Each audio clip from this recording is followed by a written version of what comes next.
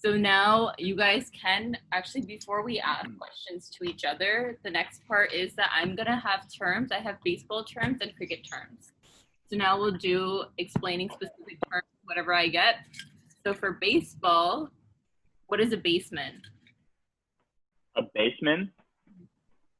So it's kind of a way to describe like a position that you're playing. So like a first baseman is the guy who's playing first base. So he is responsible for covering that first base area there. And when we're trying to make force outs, which is when the ball is in the possession of the person who's touching the bag before the runner gets there. So that would be the best explanation, I think. Okay. So for Martin, what's a super over? I feel like you don't like this word anymore, but there's been a few of these.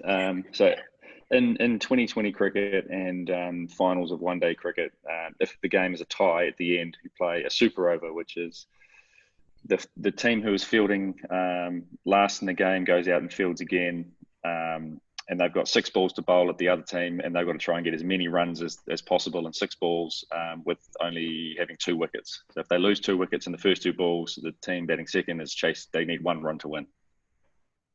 So it's maximum runs in 6 balls. Is that like our new extra inning rule? Yeah. Yeah, I guess it would be. Yeah. Okay. And then a foul ball. So in baseball. Foul ball.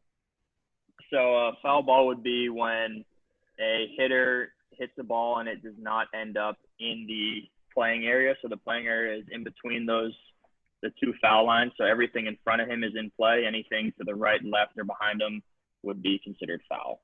Yeah. So like in cricket, you wouldn't have any restrictions in terms of where you would hit it, but like a no ball would all depend on the bowler. Like right. a no ball or anything like that. So that's like a similarity there. So Martin, for cricket and over. So Mike got this wrong. So why don't you explain over it?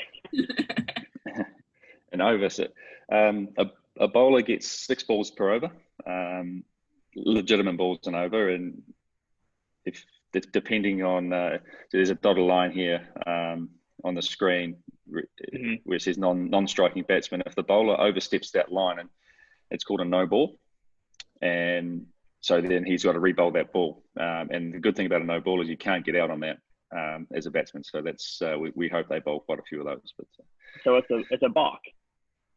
I guess so. Yeah. You've got to go re-bowl it. But yeah, it is funny how there are like interesting similarities. There are there are some similar rules. Yeah. So for baseball, what's a leadoff hitter?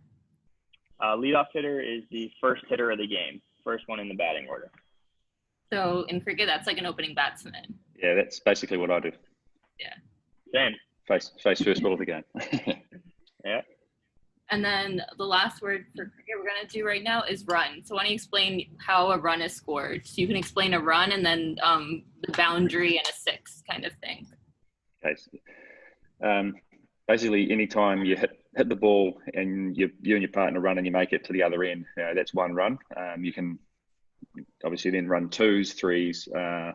If you hit a boundary, which is 4, ball touches, as I said before, ball touches inside the field of play before going over the boundary, and a 6 is when you hit it all the way over the boundary, like basically a home run. A 6 is a home run. Mm-hmm. Okay. So you can just hit like a ground ball to any location on the field, and you can run back and forth as much as you want until the ball gets thrown in. Yeah. Or the wicketkeeper. Yeah, that's right. Yeah. So it's to the wicketkeeper. So the wicketkeeper is like a catcher in baseball. Yeah. Okay. So I'm gonna show you guys some clips, and then we'll go back to this. You guys can ask each other some questions because I know Martin knows some of the basic rules. So